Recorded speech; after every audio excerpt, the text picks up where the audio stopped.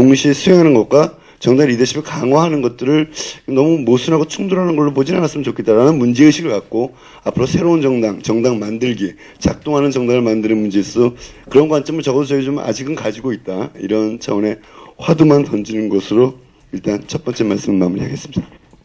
정상호 선생님 토론 가기 전에 간단하게 지금 최원순 최고께서 그 리더십 강화의 문제와 참여의 문제, 그러니까 이제 박상훈 선생님 발표를 해보면 좀 대치되는 어떤 걸로 써 있다고 하는데 거기에 대한 간단한 해명이랄까 입장을 좀 밝히시고 그 다음에 토론자한테 넘기겠습니다. 어떻게 뭐 맘대로 해요.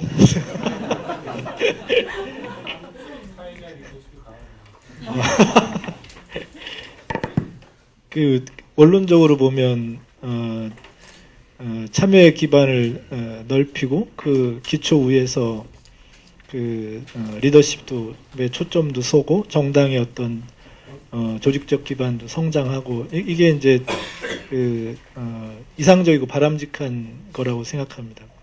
근데 정치에서의 그 이런 일을 만들어가는 방법하고 이른바 뭐 그 정치 밖의 영역은 좀 조금 다르다는 생각이 듭니다. 예를 들어서 많은 경우 우리가 이제 이 어떤 일을 이렇게 그 상상할 때 사실은 자유로운 참여의 기반 위에 서서 그 자유로운 참여를 극대화하는 쪽에 결과를 만들어내는 걸 이제 쉽게 생각하는데 그 약간 뭐 좀 그 단순화해서 말하면 일종의 자유경쟁 시장 모델 같은 느낌을 이제 많이 그 갖고 우리가 현존하는 정치학 이론의 그 주류는 이제 그런 다원주의적 입장이라고 불리는 그런 시각이라고 볼 수 있겠습니다. 근데 정치는 근본적으로 권위의 연상으로부터 출발하고 정치는 더 가진 사람은 더 지키려고 하고 더 적게 가진 사람은 거기에 도전하려고 하는 이 권력의 문제가 있기 때문에 그게 자유롭게 열려져 있고 자유롭게 열려진 기초 위에서 참여가 늘어나는 것이 이 정치의 자산을 늘리는 이게 잘 안 되는 게 이제 일종의 정치에서의 참여의 역설 같은 겁니다. 그러니까 이 정치학에서 정치학이 다는 아니지만 정치학에서 소위 진보적인 정치학의 중심적인 관점은 참여의 여지가 늘어날 수 있는 조직의 그릇을 키우는 것에 비례해서 그걸 하는 것이 이제 이 소위 말하는 진보 쪽의 정치학의 이제 계보라고 볼 수 있겠습니다. 우리가 민주당에서도 그렇지만 참여가 느는 게 왜 문제가 있겠습니까? 당연히 좋은 일이고 궁극적인 목표도 민주주의의 궁극적인 목표도 시민 참여의 기반이 넓게 그 조직의 대표성과 그 책임성을 더 강하게 발휘하는 그 기초가 되는 건데 그러니까 형성론 그 과정을 발전시키는 저기에서의 정치학은 출발은 괴롭지만 역전적일 수밖에 없다라는 걸 좀 생각해야 된다고 봅니다. 참여민주주의론이라고 하는 건 원래대로 말하면 참여민주주의론이 형성됐을 때와 그 다음에 참여민주주의론 계보에서 중요 이론은 사실은 정당과 국가에 대해서 비판적인 이론들입니다. 주로는 이제 풀뿌리 민주주의나 시민의 직접 참여에 기본을 두고 그걸 이제 하는 건데 참여민주의 이상은 공유하지만 그 이행 경로에 대해서는 조금을 뒤집어서도 생각해봤으면 좋겠다. 이게 이제 제 생각입니다. 예, 정상호 선생님. 예, 반갑습니다. 정상호입니다. 지금 대선 평가가 지금 진보정의당 내에서 부재한 것 혹은 그런 담론들이 없는 것에 대해서 너무 과장하지 않았으면 좋겠다. 대선에 후보를 내지 않은 정당이 대선의 그 평가에 대해서 중심적인 사유의 기반이 뭘까 이런 생각을 해봤습니다. 문제는 대선 후보를 내지 못한 그러니까 분당 이후의 정치적 과정에 대한 대중들의 불신, 그다음에 신뢰의 저하 이런 요소들이 선거 전후 과정에서 어느 정도 지금 해소가 되고 있느냐라는 점에서도 우리가 고민을 해야 된다라는 생각이 있고 박상훈 대표의 글도 아마 그런 점에 질타를 하고 있는 것 같습니다. 저는 그 토론문을 정리를 좀 해왔습니다. 그래서 저도 이렇게 파트별로 나누기보다는 가급적 아무튼 주최 측의 요구에 맞게 그 발언권을 좀 할애하도록 하겠습니다. 제가 어디 가서 이게 절대적 동의 이런 걸 잘 안 쓰는데요. 오늘 이 토론문에 대해서는 좀 그런 강한 수사를 썼습니다. 민주주의에 대해서는 저하고 좀 다른 이해의 관점이 있습니다. 하지만 저는 적어도 한국 정당 정치와 현실 정치를 바라보는 박상원 대표의 견해에 동의를 하고 있습니다. 특히 그 정당 만들기라는 이 표현을 주셨고, 그다음에 당내 리더십, 3인당으로의 이념적 정체성 확보, 당관료제 정착, 교육기능 강화, 이런 어떤 중요한 테마들을 잘 짚어주셨다고 생각합니다. 아까 김윤철 선생님께서 그 홍종학 의원실에서 하고 있는 토론을 얘기를 해줬는데, 바로 이 점이, 그러니까 그 대선 평가와 관련된 그 백화점식 평가를 다 우리가 열거하는 것보다는 이런 한 테마에 집중하는 것이 지금 평가 전국에서 좀 진보 정당이 비교 우위를 가질 수 있는 지점이라는 생각이 듭니다. 몇 가지 그 보완적인 견해를 말씀드리겠습니다. 이게 작동하는 정당 만들기라는 이 개념이 저는 대단히 2단계에서는 중요하다. 그러니까 새누리당이나 혹은 통합진보당이나 이런 쪽에서 어느 정도 그 정당이 좀 구축되어 있는 데는 아마 making party work better, 그러니까 더 좋은 정당 만들기 거기는 핵심일 테고, 지금 진보정의당의 입장에서는 아무튼 이 작동하는 정당을 구축하는 것이 저는 최고의 과제라고 생각합니다. 이게 이제 어떻게 보면 이제 푸트남의 용어를 빌린 건데, 이제 그 사람은 그런 민주주의가 작동하려면 어떻게 시민 참여와 사회적 자본이 구축되느냐를 작동하는 민주주의 핵심으로 뒀습니다. 그러나 오늘 적어도 이번 대선을 치르면서 한국 사회에서의 작동하는 정당의 본체는 저는 리더십이라고 생각합니다. 그런 점에서 제가 그 강하게 박상원 대표의 논지에 동의하는 것입니다. 저는 그래서 제 연구 분야에서 그 정치적 기획가라는 것이 있는데, 뭐 저기 공동대표님들이 와 계신 자리니까 더 이게 굉장히 중요하다, 한국 사회에서. 왜? 5년 단임제 대통령제의 전 제도적 효과라고 생각합니다. 어제 그 리더의 조건 그 방송 보니까 핀란드 북유럽에서 국회 부의장이든 국회의장이든 시민들이 몰라보는 나라들 많습니다. 그러니까 정당 지도자가 전국적인 언론에 노출되고 국민 모두가 알아야 되는 거, 이거 온전한 비례대표제와 온건한 다당제, 그다음에 의원 내각제의 조건 속에서 다 필수적 요소는 아닙니다. 그러나 한국에서는 이건 5년마다 주기적으로 반복되는 대통령제의 문제 속에서는 저는 사르토리 듀베르제의 정당 체제를 구분하는 이 방식 안 맞다고 생각합니다. 일당제, 다당제, 양당제 이거 아닙니다. 적어도 대선을 중심으로는 저는 대권 후보 유망한 대선 주자가 있는 정당과 그렇지 못한 정당으로 자꾸 저는 재편될 거라고 생각합니다. 이번에 선진당이 보여줬던 것, 옛날 정주영 씨의 정치 실험이 보여줬던 것, 이게 대선 끝나고 지금 거의 1,500만 표를 얻은 유력한 후보들한테 정치적 사퇴를 강제하는 이 분위기들, 이거는 철저하게 5년 단임 대통령제가 갖고 있는 인물 중심성, 후보 중심성을 강제한다는 겁니다. 그러니까 이런 것에 어떻게 대응할 수 있느냐가 전 대단히 중요한 거. 그러니까 이게 지금 제도가 강제하는 선거 경쟁의 패턴에 주목하지 않으면 안 된다, 이런 생각이 듭니다. 그래서 저 역시 지금 최대 난관이 그 이념적이든 정책이든 그 정체성하고 리더십을 갖춘 그 진보 정당 자체의 안정화가 이 국면에서 첫 번째이다. 그리고 이 과제는 아마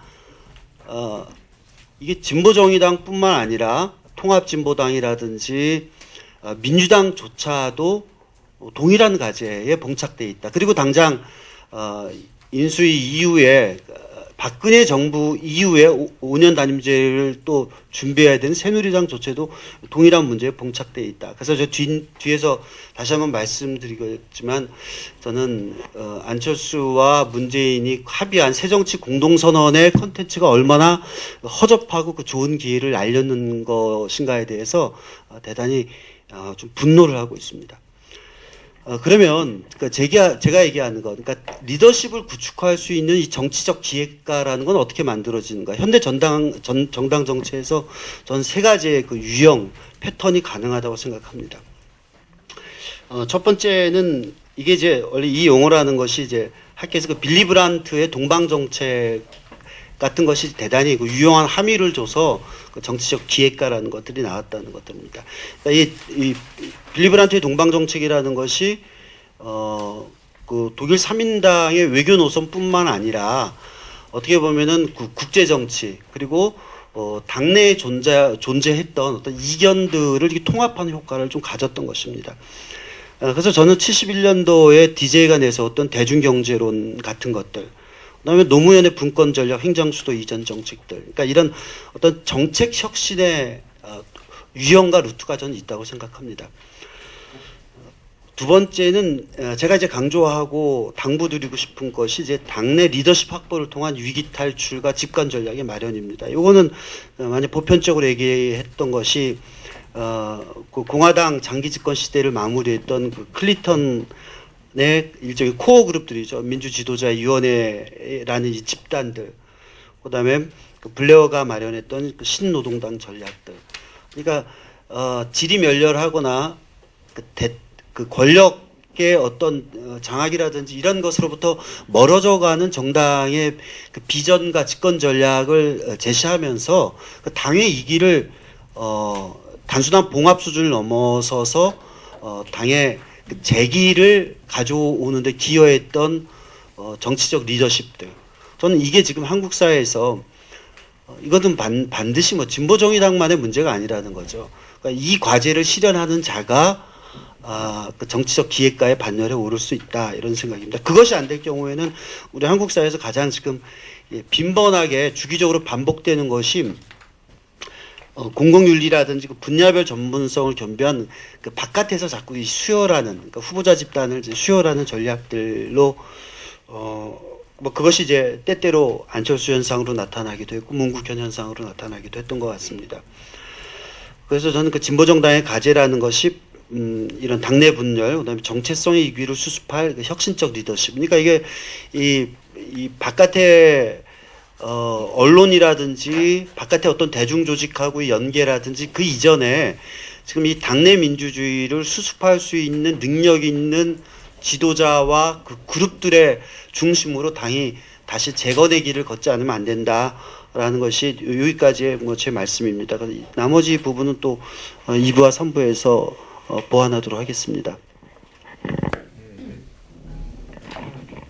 그 1부, 2부, 3부로 좀 자의적으로 나눈 부분에 대해서 약간은 약간의 좀 그런 게 있었던 것 같습니다. 제가 원래 1부에서 좀 얘기하려고 하고 들어보고 싶었던 거가 정확히 여기서 전달하는데 저는 그 18대 대선 평가와 앞으로 향후 정당 만들기 차원에서의 진보정의당의 길을 가기 위해서라도 2012년 통합진보당 사태에 대해서 일정한 해석 그리고 거기에 대한 공감 돼 있지만 아픔으로 돼 있고 상당히 뭐 돼 있긴 하지만 이게 정치와 민주주의에 대해서 어떻게 이해할 것이냐의 문제, 정당에 대한 이해와 연결되는 지점에 2012년 통합진보당 사태가 있었던 것이고 거기서 이제 진보가 실종되고 진보에 대한 대중적 신뢰, 존재감이 실종을 넘어서 지금 상당히 상실, 추락 이렇게 가고 있다라는 거에서 출발의 지점을 이제 12년 통합진보당 사태의 해석 그걸 이어서 이제 구체적인 이슈로 18대 대통령 선거에 대해서 일정하게 우리가 이야기를 나누고 그다음에 당의 길을 찾는 이렇게 했는데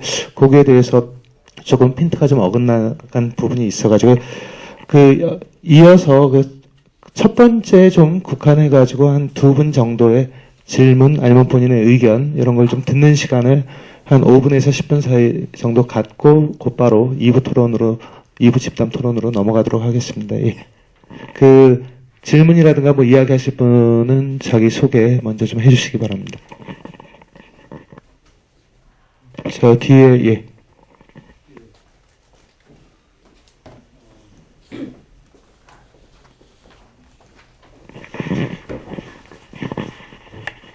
저도 방금 사회자께서 먼저 소개부터 하겠습니다. 정책위에서 일을 하고 있는 김수현이라고 합니다. 2012년 통합진보당 사태에 대해서 박상훈 대표께서 이제 사태가 벌어지고 난 다음에 이제 당권파가 이제 굉장히 비정치적인 이제 행위를 한 문제에 대해서 이제 평가를 하셨는데, 그것과 이제 리더십의 문제가 어떻게 관련되는지도 약간 좀 의문이 있고요. 다음으로 저희들이 이제 사태가 나고 난 다음에 문제도 이제 좀 있지만, 사실 그러한 사태가 발생하는 문제, 왜 그러한 문제가 발생했는가라는 걸 이제 저희들은 주로 이제 특정 정파의 이제 패권주의의 문제로 이제 봤습니다. 그러면 경광부에 하는 걸지 모르지만 특정 정파의 패권주의가 관철됐다라고 하는 것은 어찌됐든 리더십이 있는 것일 수 있죠. 그런데 오히려 이제 저희들은 그런 것들 때문에 이제 문제가 발생했다라고 이제 진단을 했고, 그렇기 때문에 패권주의를 다시금 어떻게 이제 다시 발생하지 않도록 이제 제어할 것인가의 문제가 이제 당 혁신과 관련해서도 여전히 이제 그건 이제 제기되고 있다라고 이제 저희들은 이제 했었는데,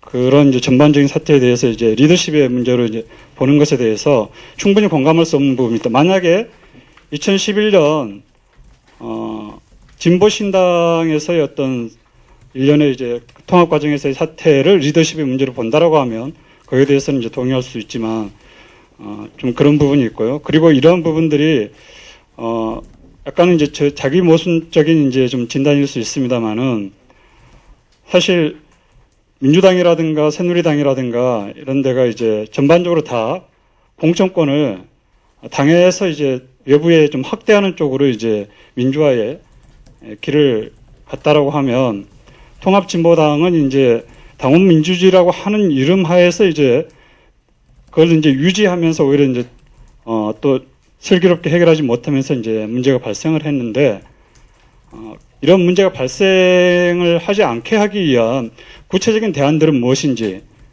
그런 공천 과정에 있어서의 어떤 문제를 발생하지 않기 위한, 보통 이제 바깥에서는 비례대표 그것만 있습니다만, 사실은 지역구 후보의 선출 과정에서 이제 패권주의 문제나 이런 것들이 굉장히 심각했는데, 그런 부분들이 당원민주주의라는 것으로 될지 아니면은 민주당이 선택했던 방식으로 될지, 리더십을 이야기한다라고 하면 실제로 어떤 방식으로 대안을 찾을 수 있을지, 그런 부분에 대해서 좀. 예, 충분히 이해가 된 것 같고요. 다른 한 분 이어서 질문 받고 답변하는 시간을 갖도록 하겠습니다.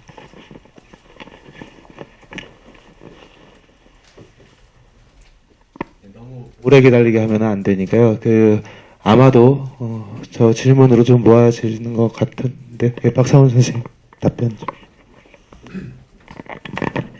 그래서 제가 말씀드리고 싶은 건, 그 당시 문제를 정파 패권주의 때문이다라고 정의하는 것이 전 잘못됐다라는 생각입니다. 정파 패권주의는 어떤 다른 것의 결과로 전 이해했으면 좋겠다. 이게 이제 제 주장의 요체라고 볼 수 있겠습니다. 만약에 정파 패권주의 때문이다라고 하면, 첫째, 정파 패권주의를 정파들 스스로가 절제해야 된다라고 하는 걸 말할 것인지, 아니면 특정 정파가 패권을 행사하지 못하도록 제어할 어떤 다원적 틀을 만들겠다고 하는 것인지, 그리고 그 두 가지가 과연 무슨 유력한 대안을 만들어낼 것인지, 저는 여기서 좀 고민이 있어야 된다고 생각합니다.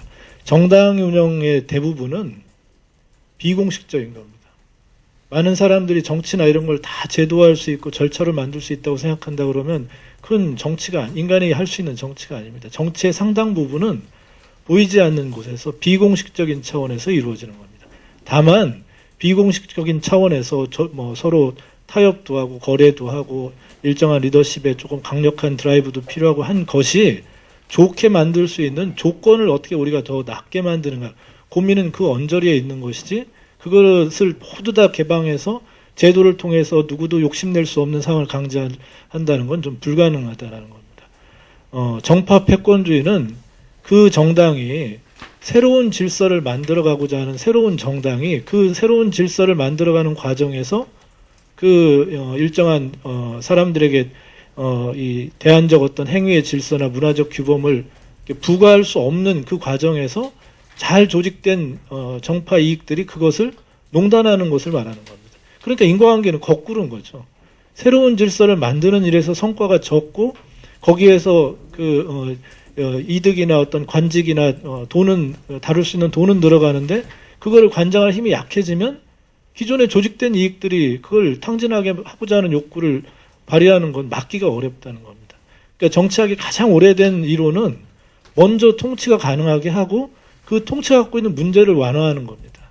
어느 정당도 먼저 해야 될 일은 조직된 이익들, 뭐 정파든 계파든 수많은 거기에 이권을 개입하고자 하는 것들은 어느 조직이나 그 주변에 있을 수밖에 없다는 걸 전제하고 그것들이 나타나서 당을 파탄나지 않도록 그들을 규율할 힘을 먼저 만드는 겁니다. 그걸 우리는 그냥 리더십이라고 통칭해서 하게 되고 그 어떤 리더십은 주요 정파가 그 일을 뭐 할 수도 있고 주요 어떤 리더가 카리스마적 힘을 통해서 그걸 할 수도 있고 아니면 어떤 뭐 다른 외적인 힘에 의해서 그걸 강제할 수도 있고 그 원절이 어딘가에서 진보 나름의 모델이 있었어야 됐다. 그거를 하지 못했기 때문에라는 것. 그래서 결국은 그때부터 우리가 교훈을 얻어야 될 거는 앞으로도 그 유사한 부분적 이익을 추구하고자 하는 인간의 열정은 끊임없을 것이다. 진보정의당 안에서도. 결국 그런 것들이 당을 분해시키거나 이렇게 하지 않도록 당의 여러 사람들이 서로 이견과 이들이 있는 전체가 그래도 새로운 질서 안에서 통합될 수 있도록 그 질서를 만드는 힘의 초점을 먼저 생각했으면 좋겠다. 이게 이제 제가 드린 말씀입니다. 그리고 다른 하나는 많은 사람들이 생각할 때 민주주의는 대표를 잘 뽑는 것이고 그렇기 때문에 뭐 의원 잘 뽑고 대통령 잘 뽑는 게 민주의 요체라고 생각하는데 그건 아닙니다. 민주의 요체는 공천을 잘하는 데 있습니다. 민주주의에서 갈등이 가장 심하게 일어나는 것은 의원을 뽑고 대통령을 뽑는 데서 일어나는 게 아닙니다. 공천하는 과정에서 어디나 다 갈등이 강렬하게 일어나는 겁니다. 그거는 유사한 생각을 가진 같은 집단 안에서 그 갈등이 만들어지면 이거는 그 상처는 잘 해결이 안 됩니다. 공천 문제는 너무너무 중요한 문제라는 거, 민주주의 요체 중에 요체라고 하는 것을 일단 말씀드리고 싶습니다. 두 번째는 공천의 제도는 다 다르다는 겁니다. 그거는 나라마다 또는 그 정당마다 자신들이 잘 할 수 있는 방법을 찾아내야 된다는 겁니다. 다만 여기서 우리가 조심해야 되는 것은 민주적으로 더 한다는 걸 과시하기 위해서 관리할 수 있는 범위를 넘어서는 것을 해서는 안 된다는 겁니다. 사실 지금까지 우리가 전 세계 공천의 역사를 쭉 놓고 보면 우리가 완전히 통계적으로 경험적으로 말할 수는 없지만 성과가 좋은 데는 사실은 위로부터 지명하는 데가 좋습니다. 공천의 영어로 말하면 노미네이션입니다. 지명하는 겁니다. 대개 그 정당의 가치나 그 정당이 대표하고자 하는 사람들의 그 열망을 누가 더 잘 실현할 것인가를 지명하는 겁니다. 많은 사람들이 마가렛 대처나 이런 사람들의 그 강력한 리더십을 많이 얘기를 하는데 대처는 자기가 태어난 지역구에서 성공한 게 아니고 당이 지명했던 약한 지역에 가서 성공했기 때문에 그 사람이 성공한 겁니다. 대개의 경우 많은 경우에 지금은 점점 자기 출신 지역에서 그걸 하지만 대체적으로 초기 정당이 성장하는 때는 그 사람이 맞는 또는 그 사람만이 할 수 있는데 당이 보내면 거기서 출마도 하고 일을 하는 것입니다. 괴롭지만 우리가 초기 정당을 성공시키기 위해서 민주집중제라고 하는 요소를 빼고 당원이 모두 참여하고 또는 사회의 어떤 여러 다양한 의견들을 고려한 그런 민주성을 확장해서 그거를 만약에 감당할 수 있으면 좋은데 감당이 안 되는 걸 해서 결국 당을 이렇게 유지하지 못한다 그러면 이거는 제가 볼 때 민주주의를 물심하는 거라고 생각합니다.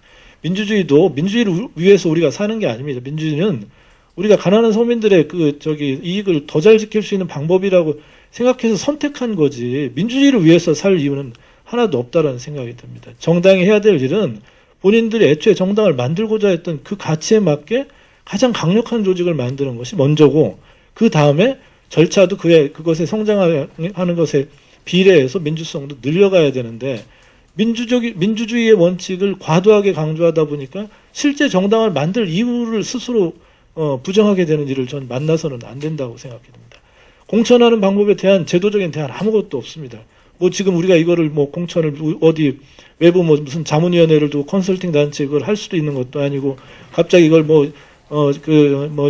당 지도부가 일방적으로 결정하게 할 수 있는 것도 아니고 이 모든 건 다 선택하는 겁니다. 선택인데 다만 선택의 기준이 감당할 수 없는 걸 하지 않는 것. 그리고 그것이 성과가 좀 더 나아서 그 성과에 기반을 두고 당이 성장하는 것. 이 기준이 전 무엇보다도 중요하다고 봅니다. 그런데 누가 그 기준을 실천할 것인가? 이 문제에 대한 답 없이 외부로부터 이렇게 하면 잘 된다. 이건 없다는 겁니다. 어떤 경우든 그 일을 결정할 수 있는 지도부든 또는 아니면 여러 가지 그 대의기구든 그들이 감당할 수 있는 범위 안에서 그 당에 맞게 최선을 빨리 찾아갔으면 저는 좋겠다는 생각. 다만 만약에 말하라 그러면 저는 외부에 개방하는 경선이나 다른 어떤 것보다도 당 스스로 당원들 중심으로 하는 것이 저는 좋다고 생각합니다. 그것 아닌 진보정당의 초기획을 확장하려고 잘못 시도하면은 너무 위험하다라는 것. 공천은 조금만 잘못하면 지난번 통진당 사태 저건 우습 정말 그 이상 폭력 사태와 뭐 이런 건 정말 대단한 일입니다. 우리만 경험한 게 아니고 어느 나라도 공천을 잘못 다루면 애초에 가졌던 가장 가까운 동지들마저도 더 그 고통을 감당할 수 없다라. 아까 우리 정상호 박사가 아주 정확히 얘기를 했는데 작동 가능한 그 선택들을 늘려가서 민주성과 대중성과 민중성을 확장하는 것. 이게 전 진보의 가장 중요한 기준이 되었으면 하는 바람을 좀 가져봅니다. 그 애초에는 그 두 번째 부분까지 하고 한 5분간 쉬기로 했는데 아까 제 마음대로 막 한다 그래가지고 의견을 구하겠습니다. 지금 약간 5분 정도 쉬고 아무래도 제가 판을 잘못 짠 것 같아요. 그래서 18대 대선하고 당의 길을 같이 가는 게 좀 잘못되면 고치는 거 빨리빨리 하거든요. 그래서 원래 성격이 그래서 제가 잘못됐다라는 거를 인정하신다면 지금 5분간 쉬고 하고 아니면 그러시죠. 정말 앞에 편을 말고 그럼 지금부터 담배 피는데 어떤 아는 분께서 말 너무 많다 그래가지고 말은 최대한 자제하도록 하겠습니다. 그리고 제가 그 시간 문제 잡고 가는 게 지금 저희가 녹화 지금 하고 있는 게 그래도 우리 지금 그 홍 국장님 말 들어보니까 2시간 뭐 충분하게 지금 녹화 필름 시간 남아 있다고 하고 근데 문제는 앞에 앉아 계신 분들이 다음 일정 때문에 조금 일찍 움직이셔야 되기 때문에 약간 양해를 구해서 6시까지 되어 있는 걸 6시 15분 정도까지 맞추는 걸로 시간을 한번 맞춰보겠습니다. 그리고 아까 중지를 모아가지고 2부, 3부 토론은 합쳐서 하겠습니다. 그래서 토론 순서는 두 번째 토론 순서였던 서복경 선생님, 천호선 최고, 정상호 선생님, 김재남 의원, 김인철 선생님 이 순서로 하는데 각자 시간은 7분에서 8분 정도에서 대선 평가 간단하게 해주시고 그 박상훈 선생님 발표문에 기초하되 본인들이 평상시에 갖고 있었던 진보정당 그리고 진보정의당의 어떤 관심과 애정 그리고 비판 어린 질책들을 모아가지고 한꺼번에 해주셨으면 고맙겠습니다. 서복경 선생님 7, 8분 토론해 주십시오. 예. 일단은 제가 이 정당 외부자로서 선거 평가를 한다는 게 굉장히 조심스러운데요. 그런 걸 감안을 하고 말씀을 좀 드리겠습니다. 일단 선거의 결과를 보고 한 3가지 정도의 관점, 그러니까 프리즘으로 우리가 볼 수가 있을 것 같은데 제 생각에는 첫 번째가 전체적으로 한국 정당 정치와 민주주의의 관점에서 이번 선거 결과를 어떻게 볼 수 있는가에 문제가 있을 것 같고요.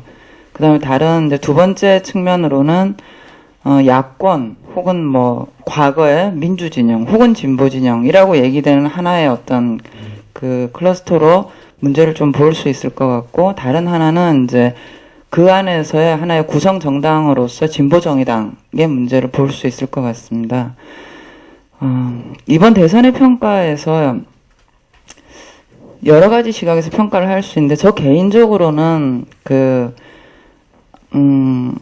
한면으로는 그러니까 유권자의 선택의 기준이라는 측면에 있어서 일정한 하나의 터닝 포인트를 지나고 있지 않은가라는 생각을 하게 되는데요. 그게 뭐냐면 이번 대선의 결과는 어떤 그 진보 보수의 대결에서 보수의 승리라거나 또는 뭐 야권 단일화를 어쨌든 지금까지 민주화 이후 선거 중에서는 가장 강한 1대1 대결 경쟁이 있었는데 후보 선택에 실패였다거나 라는 차원에서 평가할 수 있는 문제는 저는 아니라고 봅니다. 그러니까 제가 보기에 가장 이번 선거에서 좀 그 터닝 포인트였다고 보는 것은 지금 민주화 이후에 우리가 선거를 대선을 5번, 그러니까 총선을 6번째 지금 치렀거든요. 이 과정에서 이 대통령 후보 또는 당선인을 선택하는 유권자들이 상당히 학습된 선택의 결과가 아닌가 이런 생각을 전 해보게 됩니다. 그러니까 제 표현으로 얘기를 하자면 이 하이 리스크 하이 리턴 이런 선택의 구조가 좀 로우 리스크 로우 리턴의 구조로 바뀌고 있는 게 아닌가라는 생각을 해보게 되는데요. 그러니까 사실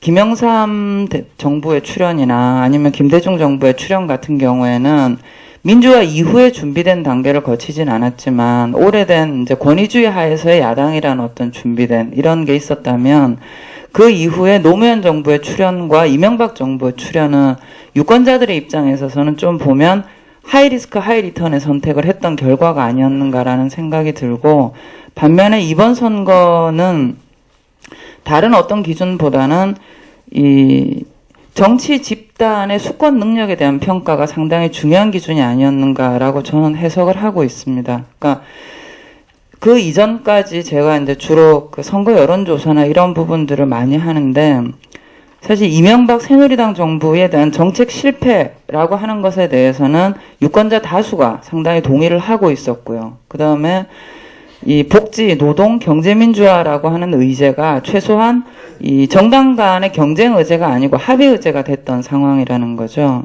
그러니까 이 쟁점 라인 자체는 상당히 전환적으로 바뀌었는데 이런 조건에서도 불구하고 왜 새누리당 정권이 다시 선택이 됐을까라는 문제를 생각을 해보면 이 유권자들의 판단의 기준에 있어서 그것은 집단적 신뢰, 정치 집단으로서의 정당에 대한 어떤 수권 능력에 대한 신뢰 문제가 상당히 중요한 기준으로 저는 자리 잡게 된 게 아닌가. 그리고 앞으로 이런 추세는 상당 부분 좀 지속이 되거나 강화되지 않겠는가라는 생각을 저는 하게 됩니다.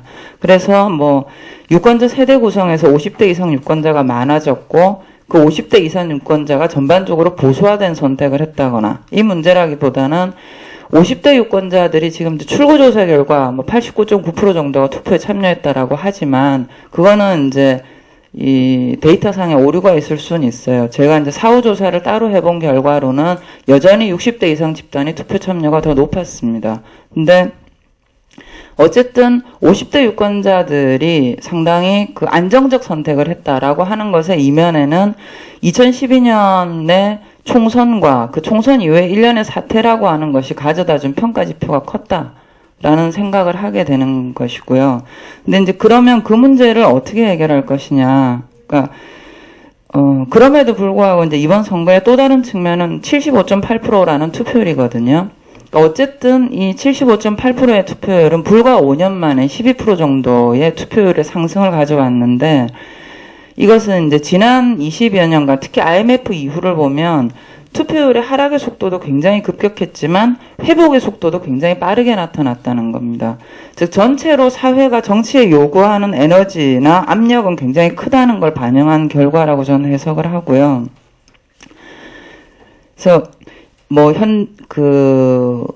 향후에도 이런 이제 유권자들의 이 정치에 대한 욕구, 에너지 자체는 굉장히 크다라고 확인이 됐기 때문에 정당 시스템 차원에 있어서는 향후에 많은 변화가 저는 여전히 있을 거라고 봅니다. 그러니까 유권자들의 선택의 기준은 굉장히 학습되고 있는 반면에 그 정치 시스템 자체에 대한 변화의 욕구 역시도 큰 거기 때문에 뭐 제3정당의 어떤 자리 이런 부분들에 대해서는 저는 여전히 열려있다. 우리나라 정당 시스템 자체는 그런 판단들을 하고 있습니다.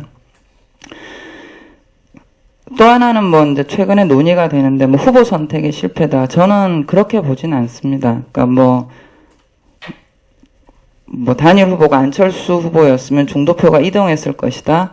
글쎄 그렇게 되면 제 생각에는 그 상황이었으면은 더 큰 표차로 선거 결과가 갈리지 않았을까라는 생각을 하게 되는데 그 이유는 선택의 결과를 어떻게 보느냐에 대한 부분인 것이죠. 제 시각에서 볼 때는 박근혜라고 하는 당선인이 선택이 된 것은 그 정치 집단 외에 다른 정치 집단, 다른 정당들이 이 집권 이후에 하나의 집단으로서 국가를 운영해 나갈 수 있는 어떤 이 신뢰감의 측면에 있어서 스스로 또는 객관적으로 굉장한 데미지를 입은 결과다라고 저는 이제 생각을 하는 것이고요.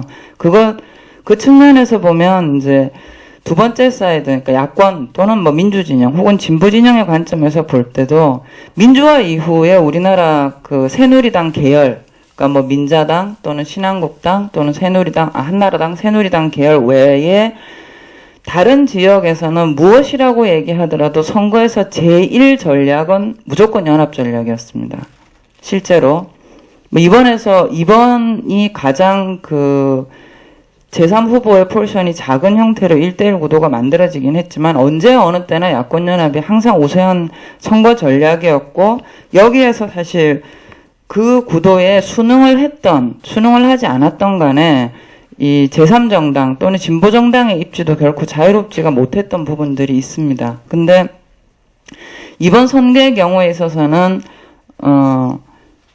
할 수 있는 최대한의 1대1의 구도를 만들었음에도 불구하고 이런 결과가 나타났다라고 했을 때는 전체적인 어떤 야권 연합 또는 뭐 대연합 또는 뭐 연합 정치를 통해서 이 정부 구성을 바꾼다라고 하는 구도에 대해서 좀 전면적인 재평가가 필요한 시점이 아닌가라는 저는 판단을 좀 하게 되고요. 또 이제 진보정의당의 관점에서 아까 그런 이제 얘기를 하셨는데, 사실 제가 생각을 할 때는 유권자들은 당내 민주주의가 얼마나 잘 되는지, 당내 개파가 서로 편제를 잘 하고 있는지, 안배가 잘 되는지, 솔직히 제 입장에서 보면 유권자들은 별로 관심 없다고 생각합니다. 유권자들이 당 내부의 문제에 대해서 관심을 갖는 것은 그 정당이 그 문제를 해결할 능력이 있냐 없냐입니다. 그러니까 시끄러운 것은 역대 우리나라 정당들이 뭐 그렇다고 2012년의 경과나 2011년 이후의 경과를 보면은 한나라당이나 새누리당 계열의 정당이 시끄럽지 않았냐? 그렇지 않았거든요. 거기도 리더십이 주기적으로 교체가 됐고 불안정했습니다. 그럼에도 불구하고 유권자들의 평가가 달라질 수 있는 것은 뭐냐면 어느 정치 집단이나 내부의 의견은 있다는 거죠.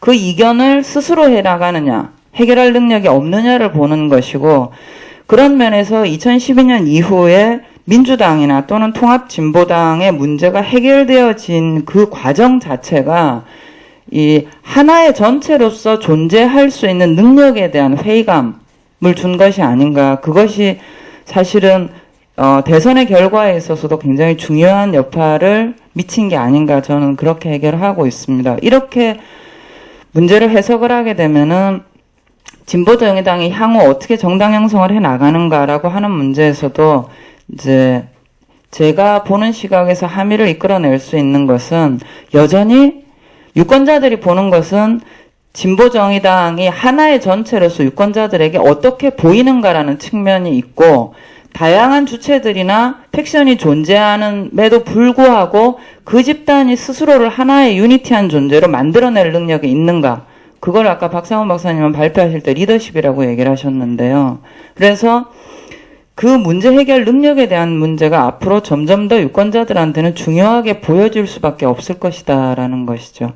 이제 전반적인 이번 선거의 평가 기준에 관한 문제 연장에서도 그렇고 2012년에 1년의 과정을 봤을 때도 이제 그런 평가들을 하게 됩니다. 그래서 이 표현의 언어들을 어떻게 하던 간에 앞으로도 중요한 문제는 그 문제의 지점으로 진보정의당 역시 바라봐야 되는 게 아닌가.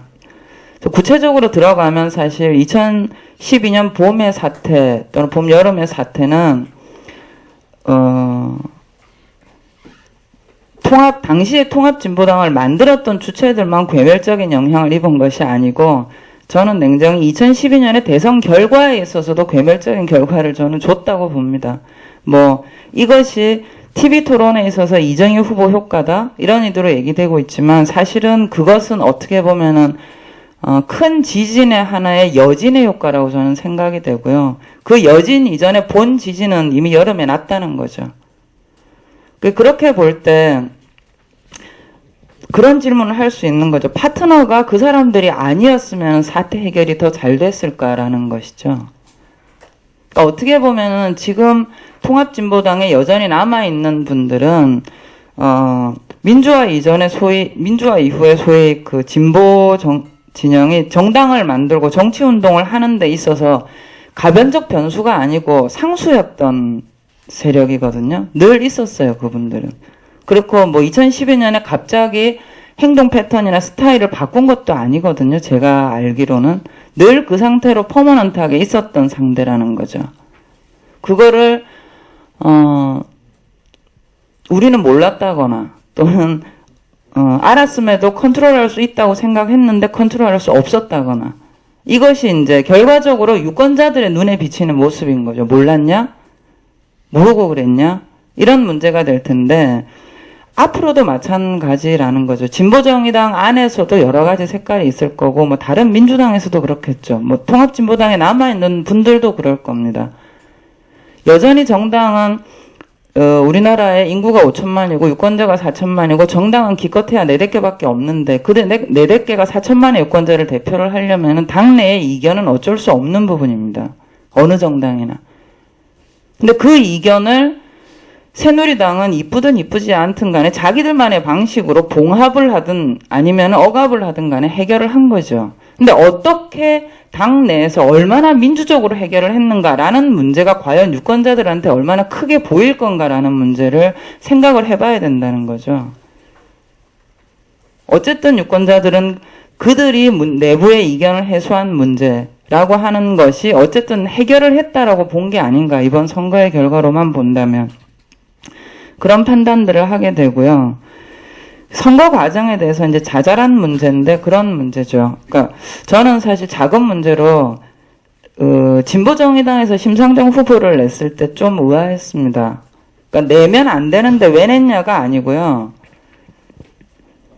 냈으면 목적하는 바가 있었을 텐데 후보를 출마를 시키고 나서 그분이 TV 토론전에 사퇴를 했단 말이에요. 방금 아까 저 천호순 최고위원님도 잠깐 언급을 하셨는데, 제가 생각을 할 때는 이 후보를 냈을 때 그렇게 생각을 했습니다. 2012년 봄 사태에 대해서 진보정의당이 자신의 언어로 최소한 TV 토론이나 공식적인 공간, 선거 공간에서 자신의 평가들을 함으로써 거기에 대한 어떤 이 자기 해명의 기회라는 걸 만들어 나가고, 그래서 대선 이후에 정당 만들기 과정에서 그 문제로부터의 자유로워질 수 있는 어떤 자신들의 입지를 만들기 위한 것이 아니겠는가라고 판단을 했단 말이에요. 근데 그런 기회를 또 셧다운하고 TV 토론 전에 관두셨다는 거죠. 그러면 진보정의당의 입장에 있어서 이번 대선 국면에 있어서의 후보 출마는 왜 했을까? 그러니까 이 문제가, 제가 이 문제를 왜 제기하냐면 여기에 있어서도 정당의 공적 결정과 리더십의 문제가 제가 보기에는 연계가 된다는 겁니다. 여전히 정당 만들기가 끝나지 않았고, 마치 2012년 봄에 정당이 다 메이킹되지 않은 상태에서 일단 선거를 하셨던 것처럼 이번에 있어서도 상당히 급하게 준비를 하시기는 했지만 어쨌든 간에 선거 국면에 들어오셨다는 겁니다. 그러면 공당으로서 우리가 이 공간에 있어서 유권자들한테 하나의 주체로서 무엇을 전달을 하고자 했는가? 그러니까 이 문제에 대해서 나는 진보정의당 내부에서는 반드시 평가를 하셔야 되는 문제라고 생각을 합니다. 낼 수 있습니다. 후보를 낼 수 있고 또 뭐 사퇴를 할 수도 있는 것이죠. 그렇지만 그 공간에서 최소한 진보정의당은 후보를 통해 가지고 유권자들한테 자신들의 메시지를 전혀 전달하지 않았습니다. 단지 문재인 후보의 선거운동 공간에 있어서 저 사람은 야권 단일 후보입니다. 진보정의당은 그것을 승인했습니다. 라는 메시지밖에 안 주셨어요. 즉, 그 선거 공간에서 진보정의당이 유권자를 대상으로 해서 무슨 말을 하고 싶었는지, 무슨 얘기를 하려고 했는지에 대한 부분들에 대해서는 적어도 유권자의 저는 발견을 못했다는 것이죠. 그러니까 그런 부분에 대해서 내부에서는 어떤 이유, 어떤 원인, 어떤 평가들을 해내는가라는 부분에 대해서는 있어야 되지 않겠는가라는 생각이 들고요. 그럼 향후 5년 동안의 대선 평가 과정을 통해 가지고 진보정의당의 메시지가 뭘까? 그러니까 두 가지 문제를 생각해 봤는데 하나는 그런 부분입니다.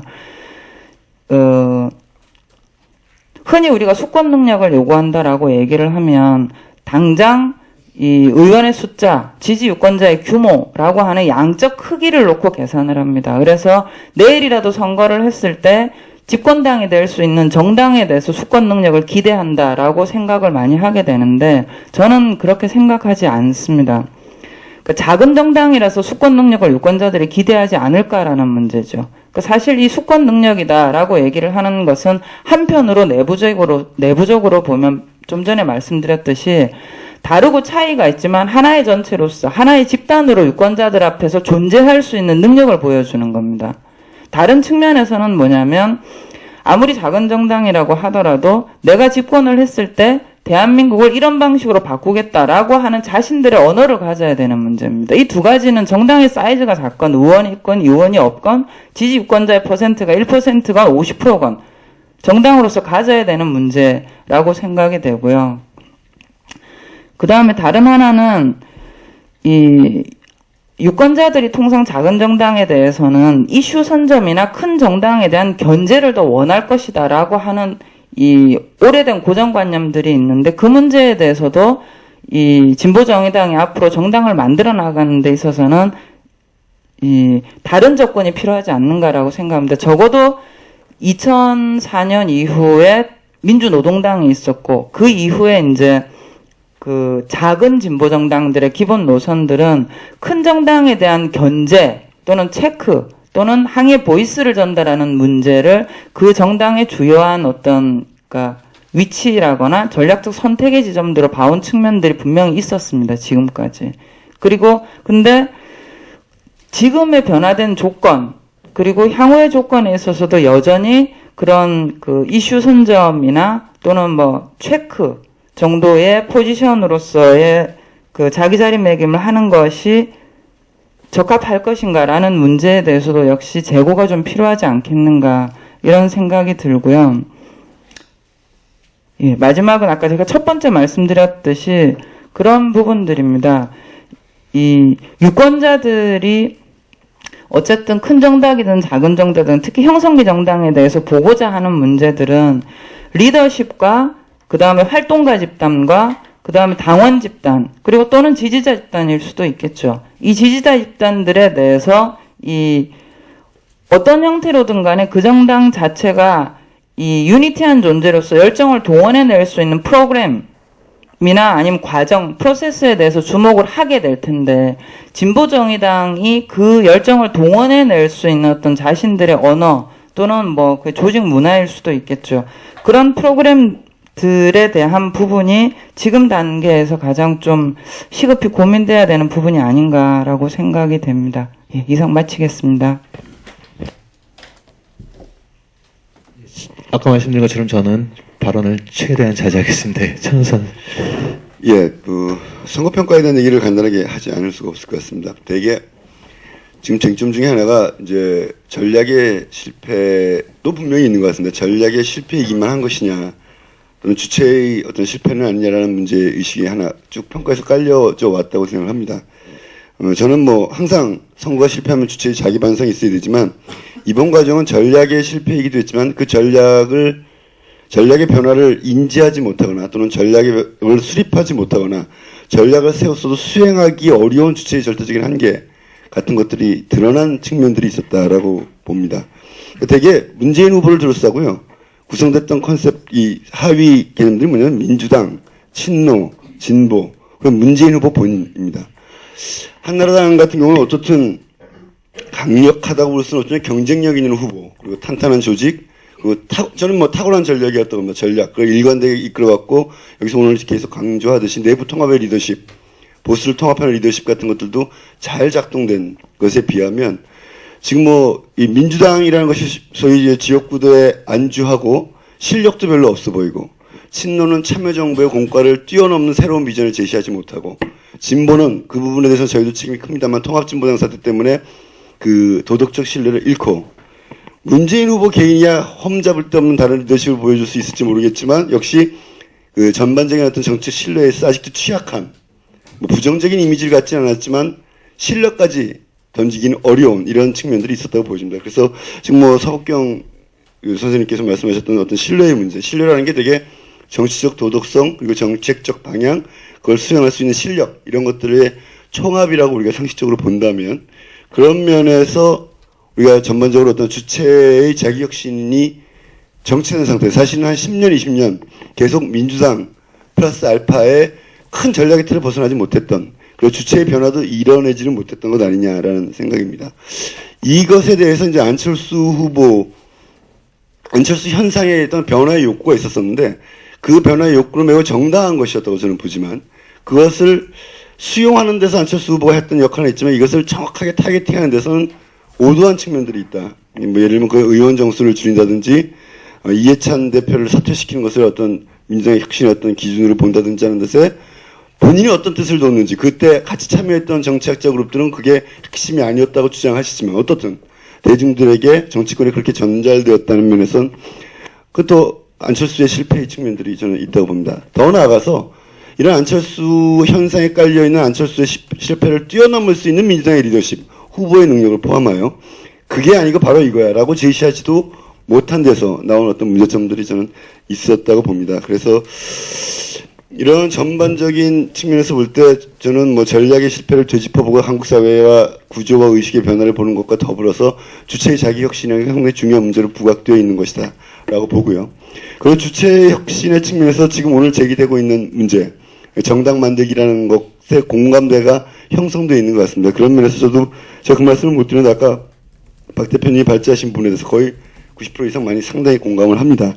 그런데 이제 몇 가지 던져놓을 건 있을 것 같습니다. 첫 번째 아까 리더십 문제에 대해서 한 가지만 더 말씀드리자면 이런 거죠. 저는 리더십이 강화되어야 된다고 봅니다. 그리고 우리 대의기구가 잘 안 살펴보셨겠지만 그 전에 진보정당보다 한 단계 줄어 있습니다. 예를 들면 대의원대회, 그다음에 50명 내외의 수기민주주의가 가능한 전국위원회, 그리고 대표 최고위원직을 한 단계 줄였는데요. 이 한 단계 줄이는 것도 결코 쉽지 않았었다. 굉장한 투쟁의 결과라는 걸 말씀드리고요. 다만 이런 게 있습니다. 당비를 걷어서 하셔야 된다고 했지만 당비를 거두려면 참여민주주의가 수반되지 않을 수 없습니다. 지금의 당원들은 과거의 당원들과 틀립니다. 지도부를 철저하게 신뢰하고 나는 당비만 낸다.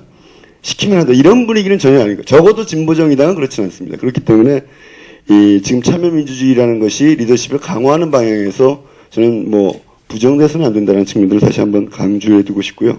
중요한 건 그때의 시기에 맞게 직접민주주의, 대의민주주의, 그다음에 리더십 구조, 대의 구조, 그다음에 뭐 예를 들면 이런 것들을 어떻게 잘 설계해서 운영하느냐의 문제로 봐야 한다는 문제의식입니다. 두 번째는 이 진보 정당에서 계속 제기되고 있는 노동 중심성 문제라는 것인데요. 아까 뭐 우리 박 대표도 말씀하셨지만 저는 노동조합의 간부의 배타적 지지를 얻어낸다는 개념에서 과감하게 털고 노동자의 이익을 위해서 활동하고 노동자가 참여할 수 있는 정당이라는 가장 상식적인 기준에서 노동중심성을 재정립하는 것들이 굉장히 중요한 우리의 과제가 될 것이라고 봅니다. 비록 뭐 아시다시피 지금 노동운동의 지도그룹들이 지금 4분 오열돼 뭐 문재인 캠프도 가고 안철수 캠프도 가고 통합진보당에도 남아있고 진보정의당에 호감을 보이는 분들도 있고 또 그렇지 않은 김소연, 김순자 이렇게 다 흩어져 있는데요. 어떤 그런 활동가들과 세력들도 중요하지만 그것을 뛰어넘어서 노동대중과 직접 소통할 수 있는 능력을 키워내지 않으면 이 소위 의견 그룹들 간의 협의와 조정이라는 틀을 벗어나기 굉장히 어려울 것이다라는 생각을 갖고 있습니다. 세 번째 이제 이 노선 문제인데요. 이 통합진보당이 통합될 때 저는 뭐 제 나름대로 당시에 이 참여당 내부 분들을 설득하면서 이것이 어떻든 현실 정책에 있어서 사회주의자들도 있겠지만 사회민주주의와 뭐 유럽식 표현하면 사회자유주의 내지는 진보자유주의의 통합이다라고 규정을 지었었던 적이 있습니다. 그리고 나서 저번에 우리가 당면 정할 때 3인당 주장이 상당히 부각됐다가 주저앉긴 했습니다만 거기서 좀 재밌는 현상이 참여계 출신 사람들이 언제부턴가 사회민주주의자들이 되어 있더라고요. 보니까 스스로 그 사회민주당이라는 표현을 쓰자는 것이 내부에서 이제 여러 가지 견해가 있었지만 뭐 옛날 표현 쓸게요. PD 쪽 주장이 좀 있었고 참여계 쪽이 그걸 받쳐주고 하는 그래서 언제부터 이 사람들이 사회민주주의가 되는지 저도 의아스러웠던 기억이 있습니다.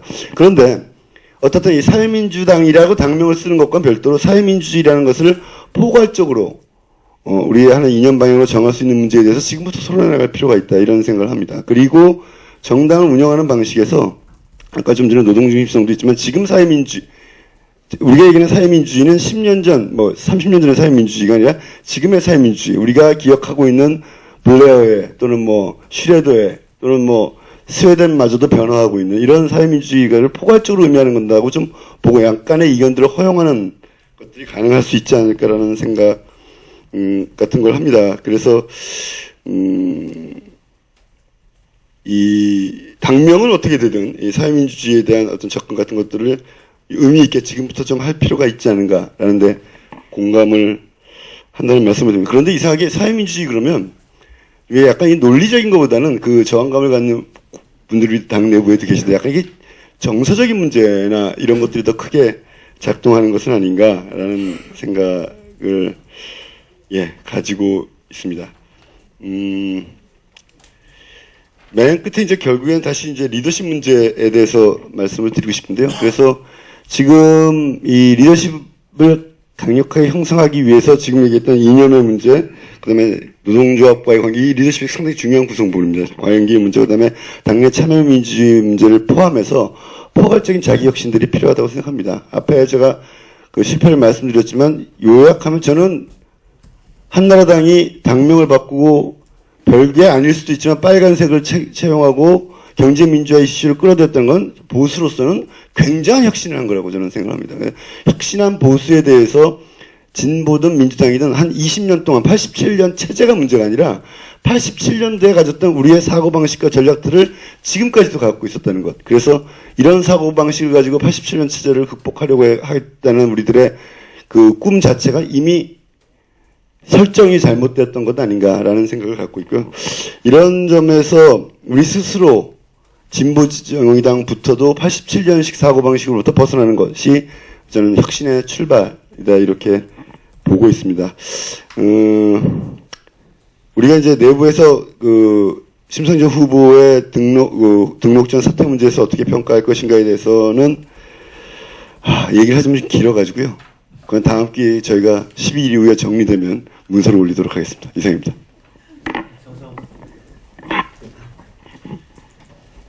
저는 제공된 토론문이 있으니까 거기에 준해서 말씀드리도록 하겠습니다. 오늘 뭐 3인당 얘기가 많이 나오는데요. 그거가 있는 것 같아요. 우리가 북유럽, 스웨덴 3인당 얘기하면서 이 복지국가와 선거제도만 이야기를 너무 거기에 집중됐던 거 아닌가 이런 생각이 듭니다. 그러니까 3인주의를 작동시키는 문화적, 그다음에 정치 행태들에 대해서는 왜 본받자는, 왜 그 모델을 적용하자는 의견이 없었을까 이런 생각이 들었습니다. 저는 그 새정치 공동선언에 대해서 매우 비판적인 입장입니다. 그 정치 개혁에 대한 비전과 전략이 총체적으로 부실했다. 그러니까 안철수 후보가 한국 사회를 운영할 수 있는 정치 비전과 개혁에 대한 청사진의 질과 내용을 거기에 담았어야 되는데, 그리고 아까 서복경 선생님이 얘기할 수 있었던 공동정부의 국정 운영 능력을 보여줄 수 있는 지표였었는데